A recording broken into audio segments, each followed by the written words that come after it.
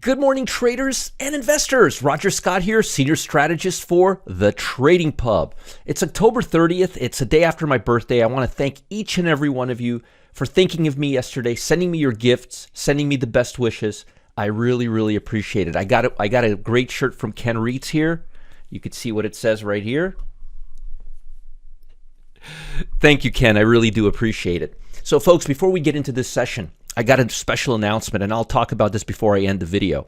But today's a big day. Today at noon, at Eastern Time, noon, during VIP room, and yes, we will have a full VIP room because after the presentation that I'm going to talk about, I will talk about stocks, options, and everything else. But I'm launching a brand new ProTrader dashboard today. It's part indicator, part scanner, and the best part, you're going to be able to look over my shoulders as I explain exactly how it works. And it lets us know the strongest and weakest stocks on any trade on any given day. It's happening at noon today. Follow the link below this video. Don't miss out, and I'll talk about it a little more. But you don't want to miss out. I've been setting everybody up for this for about a month, giving you guys free trades. Today, I can't wait to share it with you at noon. So now let's get into this. Now, also, remember, I have my VIP room every day, and I still haven't closed it. I'm going to be transitioning the day trading room and so forth. So the VIP room is still there at noon today. You don't want to miss out. Link is below this video.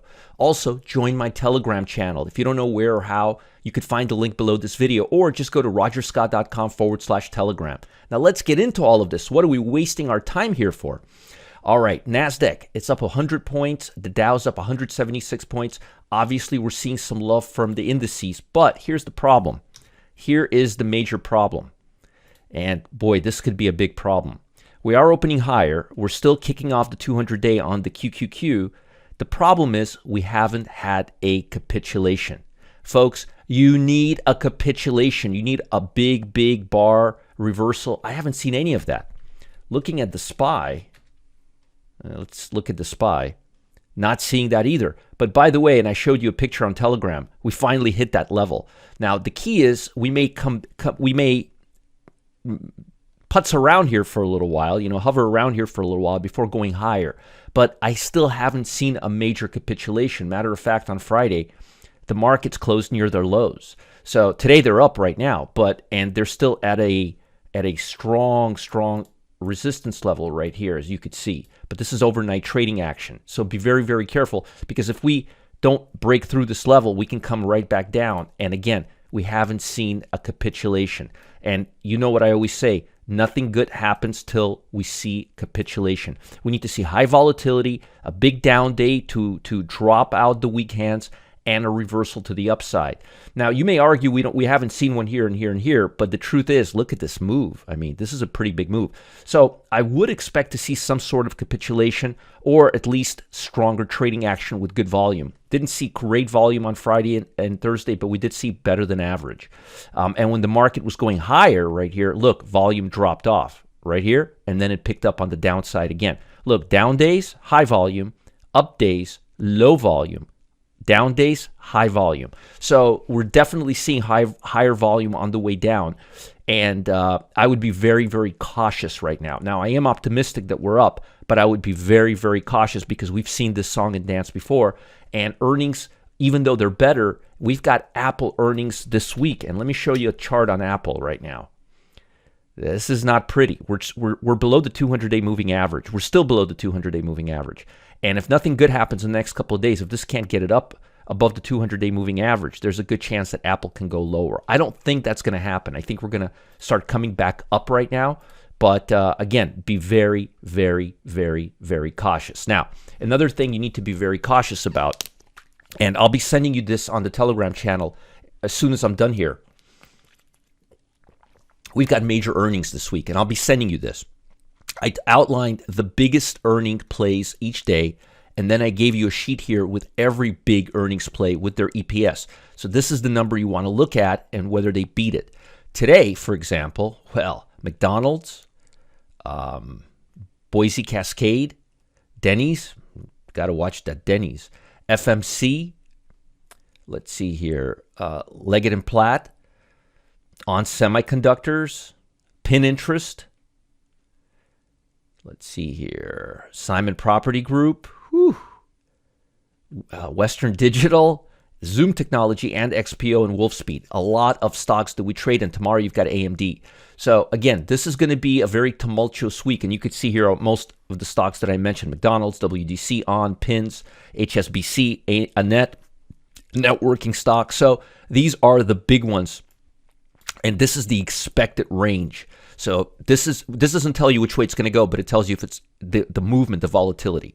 So also, to add some more flavor for the week, if you will, you've got consumer sentiment, you've got Chicago PMI, employment cost index, ISM manufacturing index, JOLTS reports, and then you've got the Fed conference. Now, the Fed conference is going to be very simple, and he's not going to say much, and he's not going to do much because they're right now in a wait-and-see mode. The bond market is doing most of the work for them right now. There's very little they have to do. Right now, it's time for them to just sit back. But notice the bond market is still trading below the 8-day EMA. That's the 8-day EMA.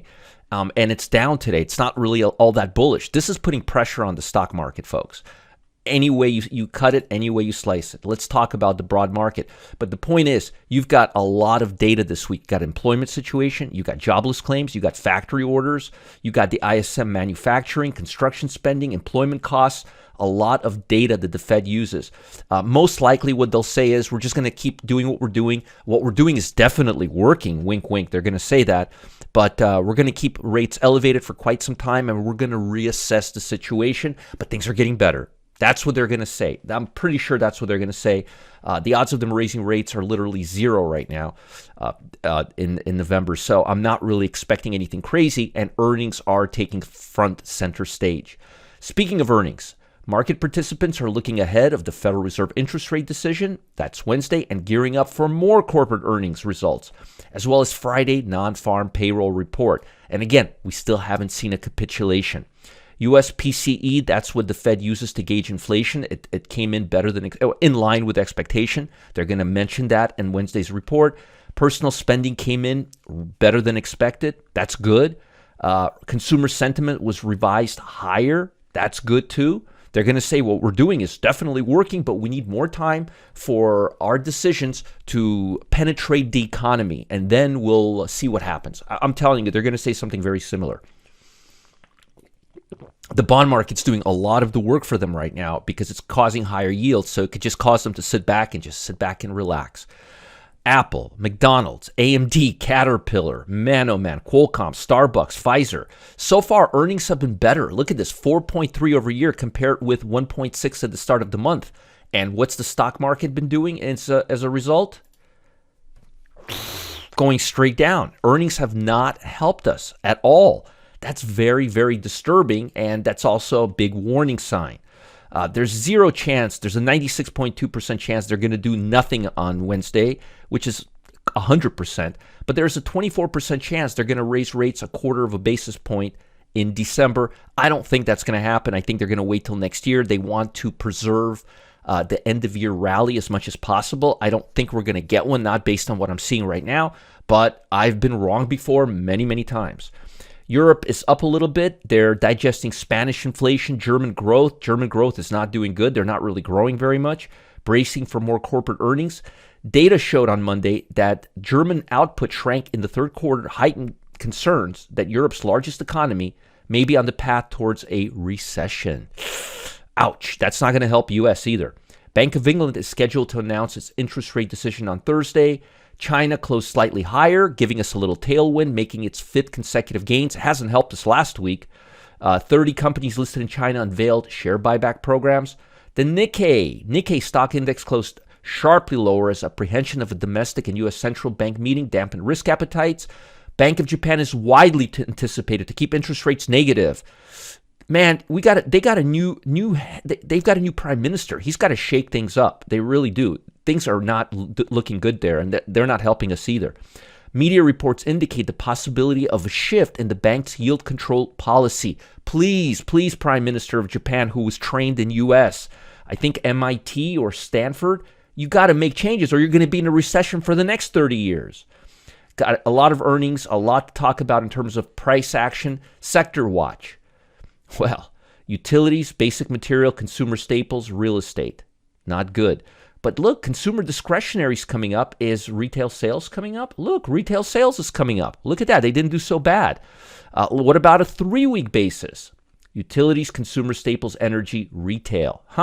Folks, utilities, consumer staples is where I would be till this downside move is behind us. I would definitely stay in utilities and consumer staples, and I told you that last week as well. As far as selling pressure, home builders are not doing well right now. XHB, let's take a look here.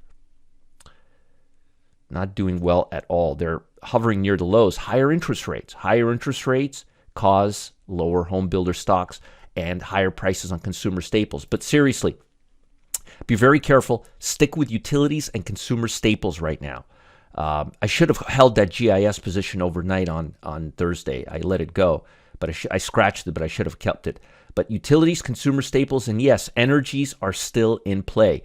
I would be careful with retail right now. I would be more focused on the broad market, but definitely utilities and consumer staples. Matter of fact, if you take a look at them, look, utilities went up, they went down on Friday because the stock market, because tech went up. If tech goes up, defensive stocks go down. But I would still be very, very, very cautious on technology. Look at the Dow Jones. Look at that. No capitulation. No capitulation. On high volume down day like that, look at industrial. No capitulation. No capitulation. When you see a route like this, you got to be careful. You got to wait for the market to bottom out. To me, closing at the low is not a bottoming out, and the fact that we're opening higher is very, I smell a rat. I smell a rat, because usually when markets are down like this, they're very cautious, and earnings are up, a lot by a lot more than they expected, and we're not seeing any love. So you want to stick to defensive sectors. You want to have some defensive exposure, because if the market goes down, if QQQ goes down, we may see more upside in utilities, and consumer staples. I know it doesn't look good right now. Nothing looks good. Things look awful right now. I mean, awful. I mean, look at this. Nothing is catching a bid, but we got to be careful, and we have to keep looking for a turnaround on the defensive sectors, because if the market keeps going down, these sectors will rally. Folks, as I mentioned earlier, don't miss my VIP room today, because at noon, I'm launching the brand new ProTrader dashboard, and I'll do a abridged VIP room right afterwards, so don't miss out. It's going to be the coolest session. I've been prepping for this for over a month. At noon, launching the ProTrader dashboard, part scanner, part indicator, and the best part, you'll be able to look over my shoulder, literally, as I explain how it works, because it lets us know the strongest and weakest stock to trade at any given moment based on any time period I want. And it calculates it the right way. I'll even show you how it calculates it. It gives us a free pass to copy the moves big institutions are making in real time. And folks, if you've been following my VIP room trades, I've been using that scanner to select each and every trade over the last month, and we've had a 90% win rate on day trades, just a couple of swing trades. I've been crushing these trades out in my Telegram channel for the past several weeks, and we've been crushing it. So I can't wait to share this with you. This is the biggest and most exciting thing I've worked on in over 20 years. I'm not joking.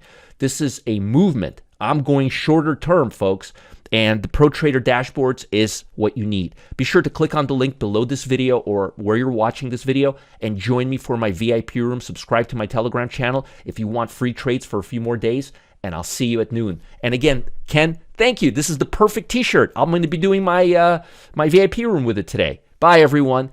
Talk to you soon, and thanks again for such wonderful, wonderful messages and thinking of me on my birthday yesterday. It made my day. Bye.